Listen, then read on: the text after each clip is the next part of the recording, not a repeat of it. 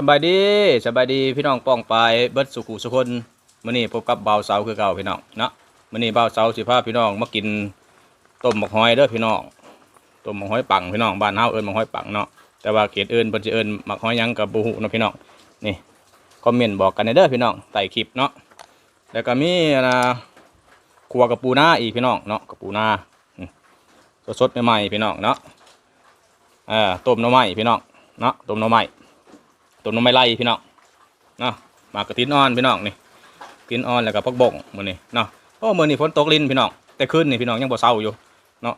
ตกแซ่ดๆอาจสิมีเสียงรบกวนในจักหน่อยก็ขอโทษขออภัยนำพี่น้องเนาะเสียงบ่ชัดเจนปานใดเพราะว่าฝนตกตรงนี้ก็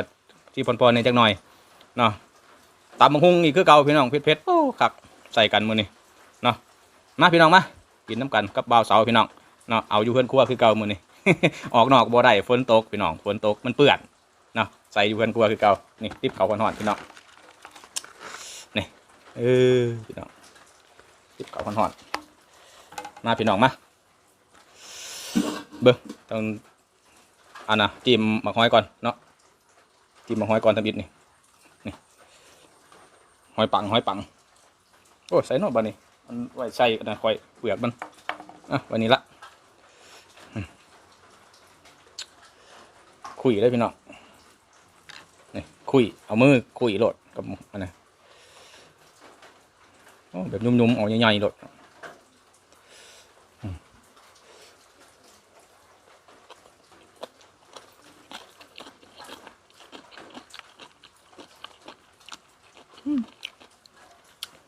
โอ้คักเลย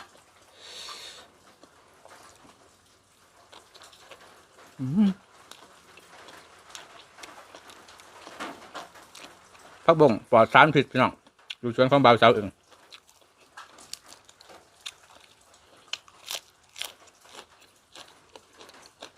มันไม่ได้ต้มไม่ไหม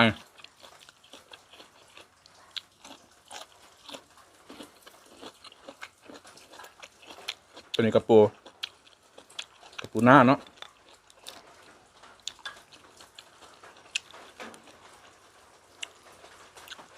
ขัวเอาบริเวณหนึ่งเนาะก็แช่เพื่อกันได้พี่น้อง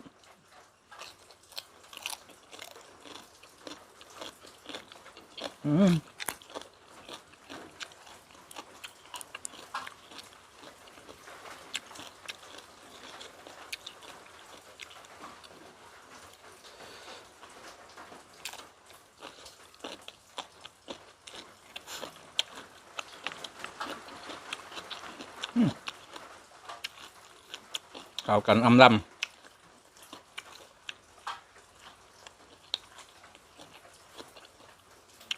ครับดี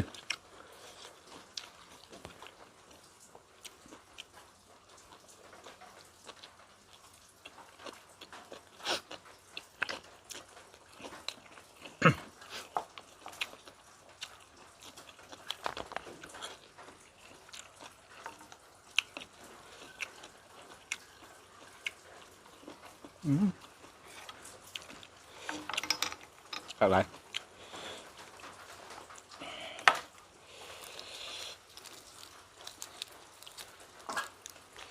แบบนี้ละพี่น้องเอ้ยอาหารลูกทงบ้านหน้าเฮานี่ละ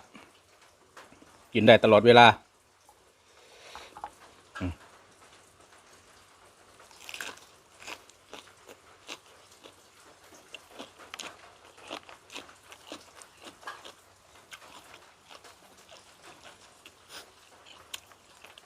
ขนาดไปหอดเมืองหอดหน้านั่งบ่ลืมได้พี่น้องต่างตำบักหุ่งนี่เนาะมันกลายเป็นอาหารหลักไปแล้วพี่น้องเนาะสำหรับคนเขตชนบทเฮาว่าฉันซะหรือว่าหรือในเมืองก็อาจสิมีคือกันบ่รู้จังไดกับพี่น้องคอมเมนต์บอกกันพี่น้อง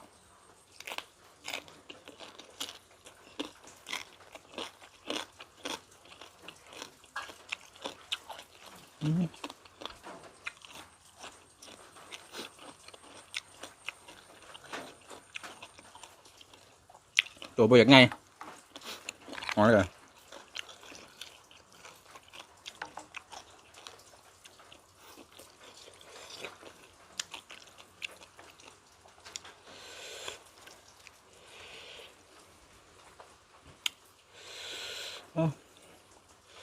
เริ่มแล้วพี่น้องเริ่มพืดถาดอีกแล้ว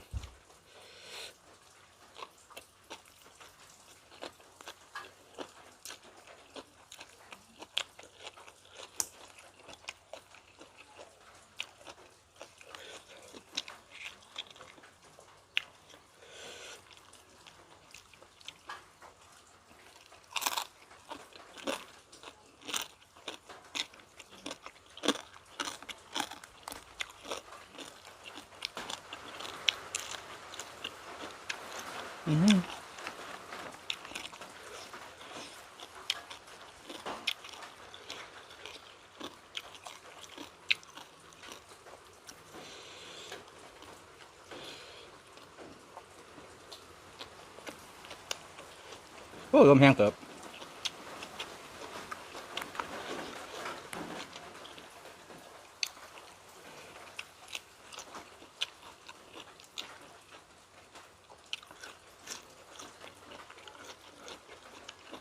ฝนยังตกลิ้นอยู่มีลมมาแน่ปัดใบไม้ใบตอกเสียงจะนั้นวันไหว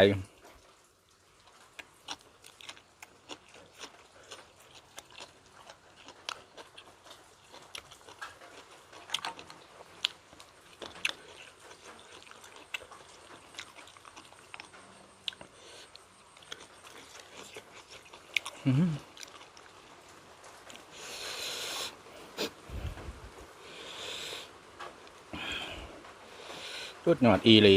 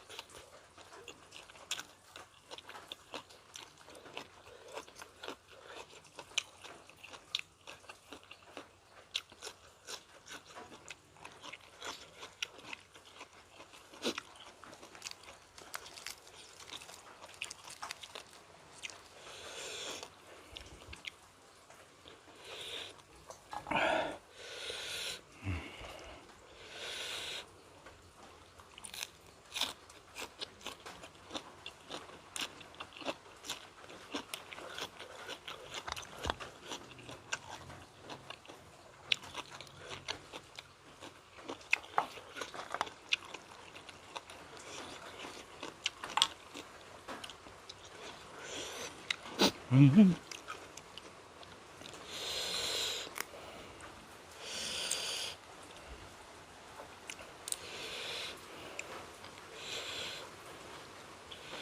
ด็ดคักพี่น้อง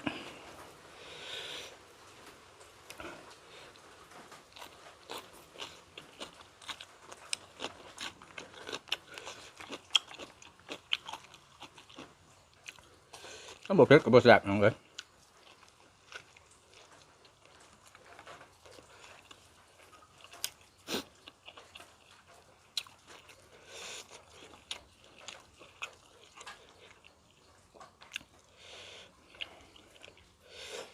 แต่มังหุ่งต้องเพชร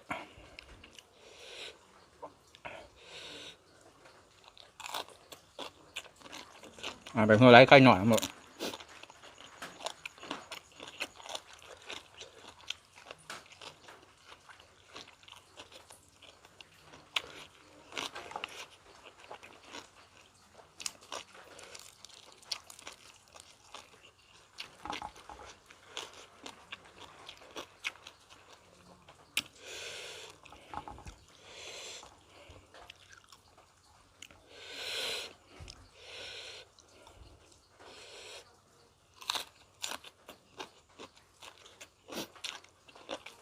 ได้หลายแล้ว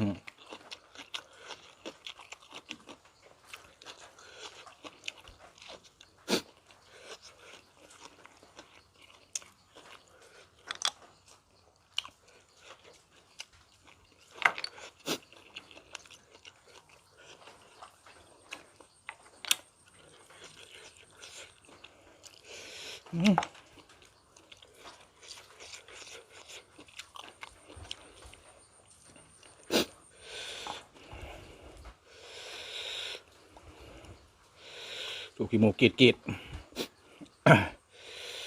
ผ็ดเนาะพี่น้อง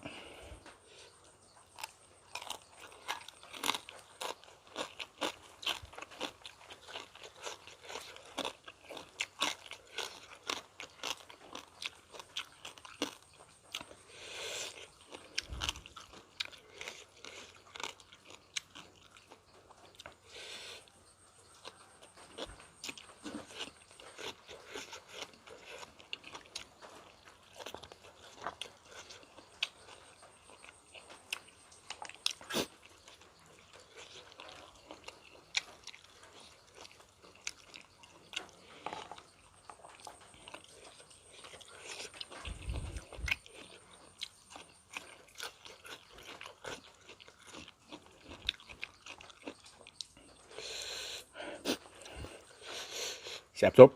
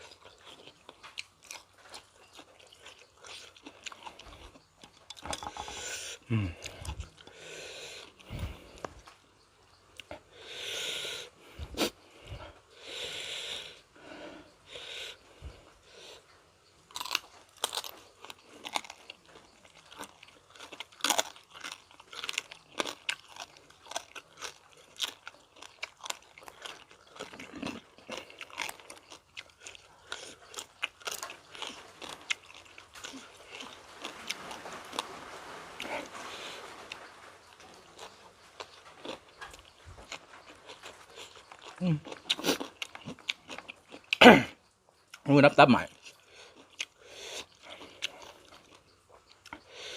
ความเผ็ด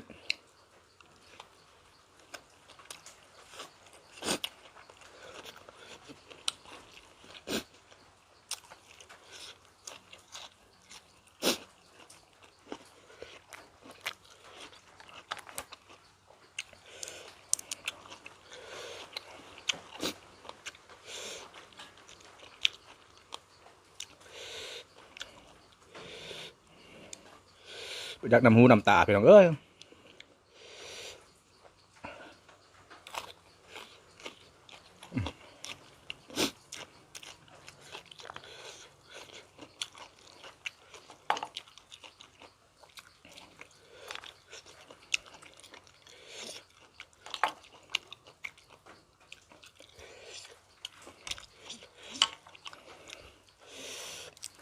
สัญลักษณ์หรือเอกลักษณ์ ของการกินตำบักหุ่งต้องซื้อออกมาแบบนี้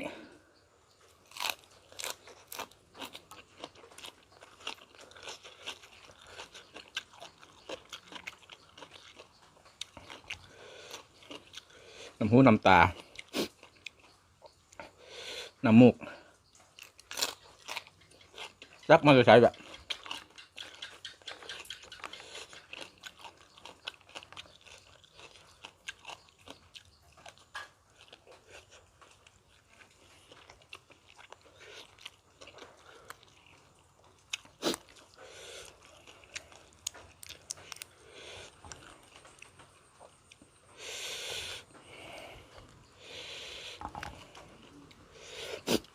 ตำบักหุ่งต้องเผ็ดโลด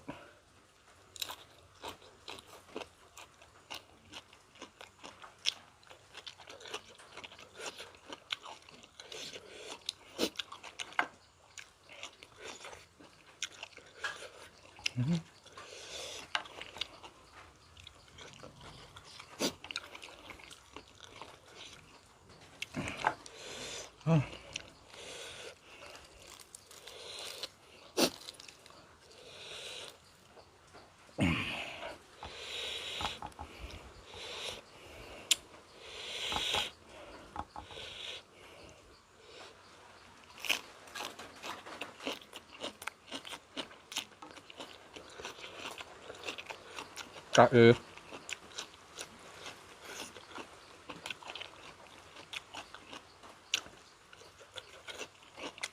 เป็นอะไรก็คือกัน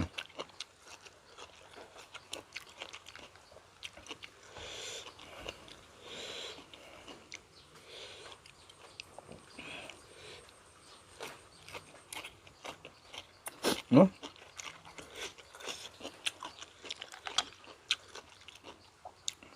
เนี่ยปากเงี้ย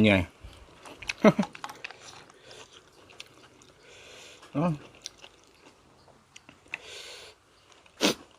อะไรใกล้หน่อยดีพี่น้องเอ้ย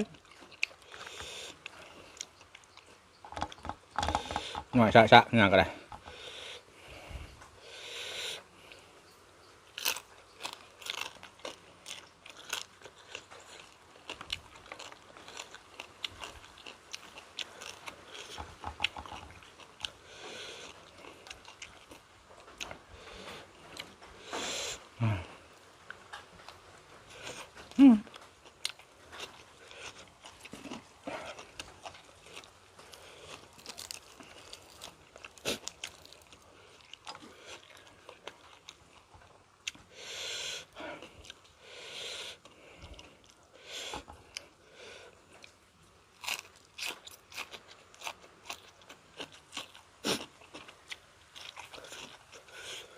เด็ดดูครับหันยังบ่พอกินมาม่าเกาหลีมาม่าเกาหลีบ่วะบ่จิอดกินให้มันเบิดดูพี่น้องอดกินบ่ได้มันเผ็ดแฮงมันแสบมันใส่หิมสดเบิดผมจริงก็ยังกินได้อยู่แต่ว่ามันเผ็ดเกินพิกัดอีหลีเบาเช้าอดบ่ได้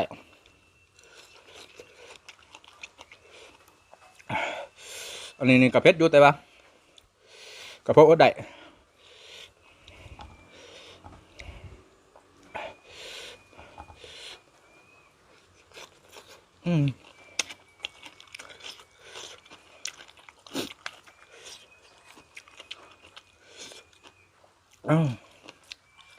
ขณะอากาศเย็นๆนะนี่พี่น้องเอ้ย